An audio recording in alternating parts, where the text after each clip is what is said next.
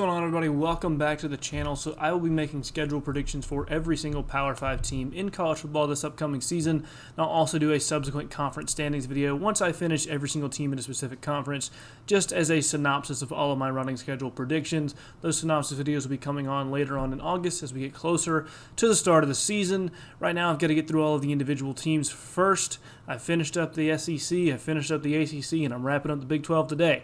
So let's go ahead and get into the Texas Longhorns schedule predictions. So some quick thoughts on the Texas program as a whole leading into 2022. And this program is one of the most interesting in the entire nation right now, with all of the recruiting momentum they've built for the future, the Arch Manning hype, plus superstars already on the roster like Bijan Robinson and Xavier Worthy, with an offensive genius at the helm and Steve Sarkisian. I mean, the hype train for Texas is real. However, Quinn Ewers will be playing his first ever college football this season, and while he has all the talent in the world, that's still a huge unknown. We've seen many really talented guys just not pan out before. And then there's also the ugly truth that Texas did go 5-7 last season and just 3-6 in conference. So, while a lot of that should be much improved heading into next year, you can't just ignore it either and act like Texas is going to be completely, world beaters this upcoming season either.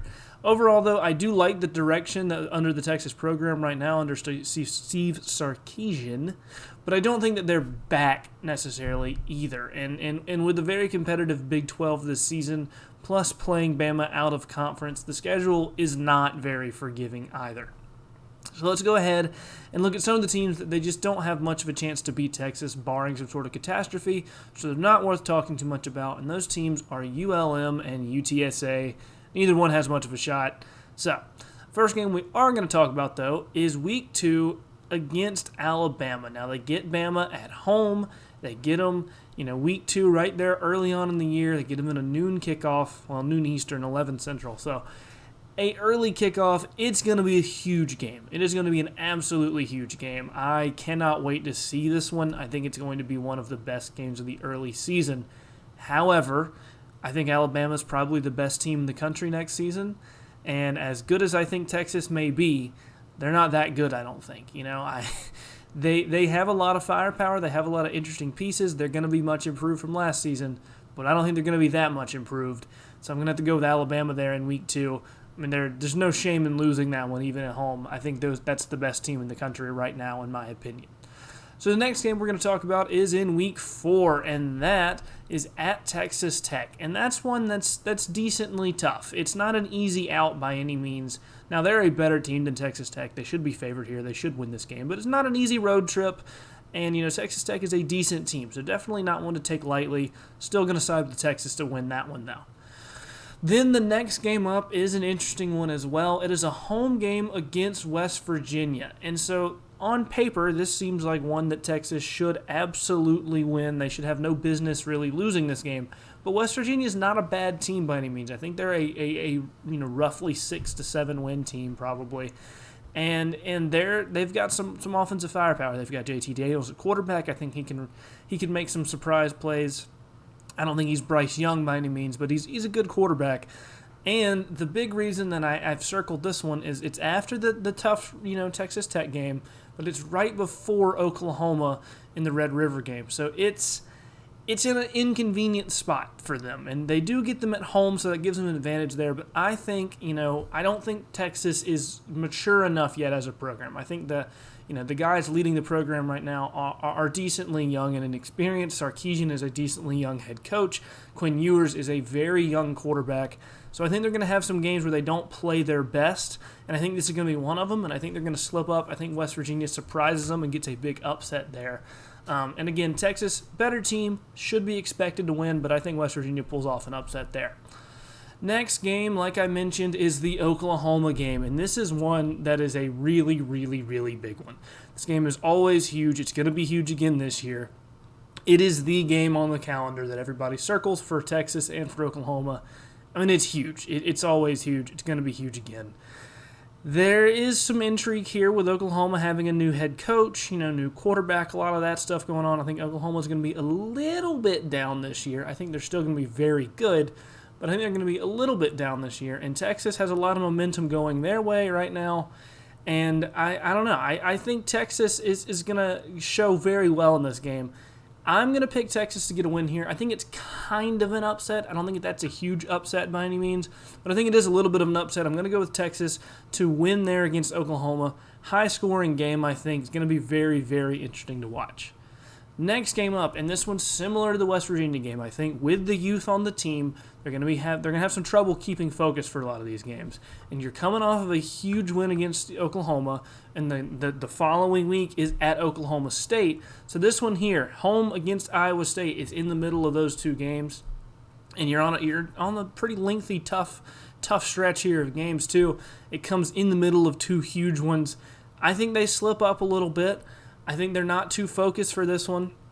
And I think Iowa State is a good enough team to get some upsets along the way. I think Iowa State gets an upset here as well.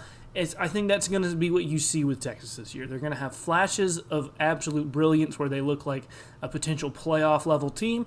And then you're going to see a lot of inconsistency. You're still in year 2 under Stark. You're still building that culture. You got a brand new starting quarterback. It's going to be a lot of interesting things, a lot of moving pieces, and I think they're going to struggle a little bit there. So I think they're going to slip up here with a loss to Iowa State. Now, the week after, like I mentioned, they are on the road at Oklahoma State, and this is one that I think Oklahoma State is the better team in. They're the more experienced team. I think they're going to be the better coach team, too, to be honest. But I also think that Texas has some firepower, and I think that Oklahoma State is, just as susceptible to slipping up as anybody else.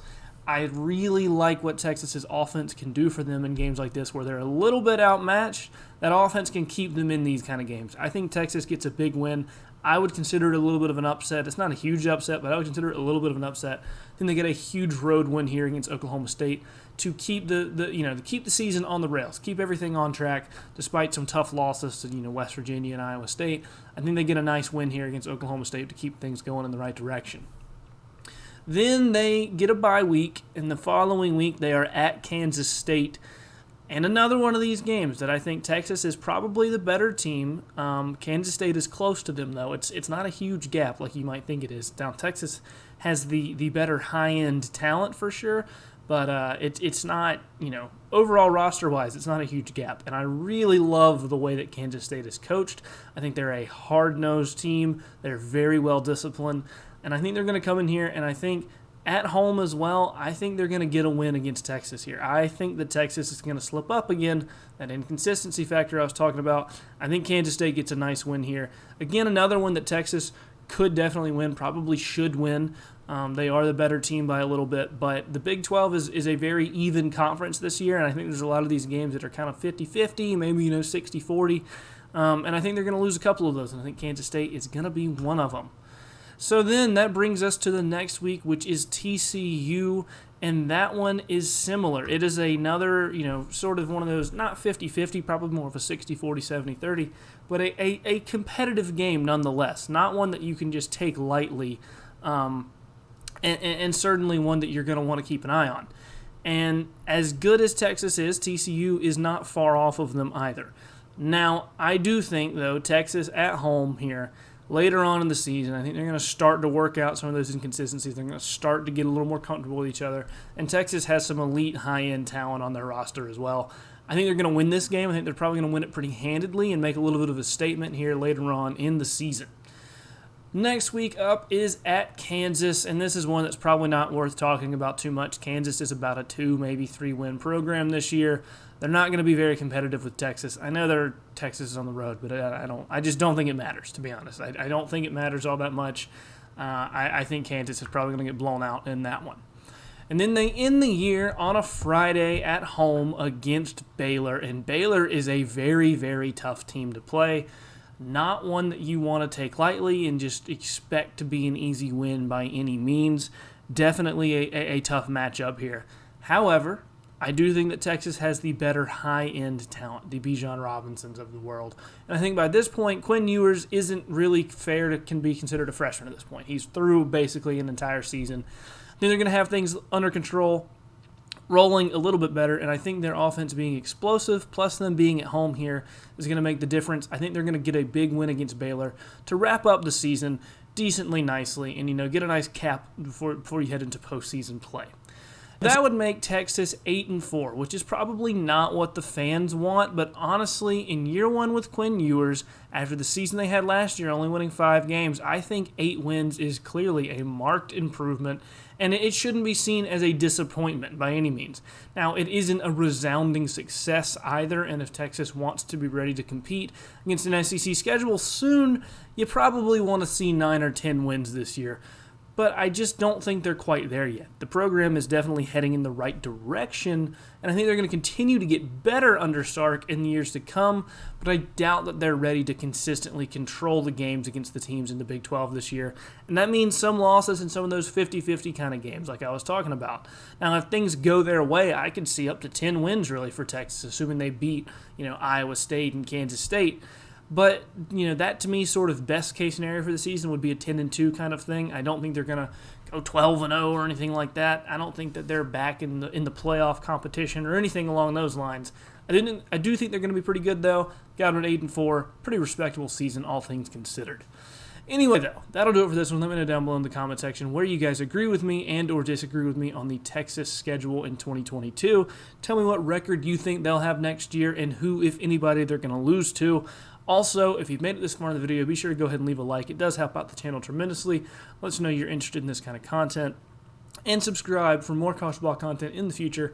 Like I said, doing one of these for every single Power 5 team. So, tons of content coming to you guys' way in the near future. Thank you all so much for watching. I'll see you guys next time.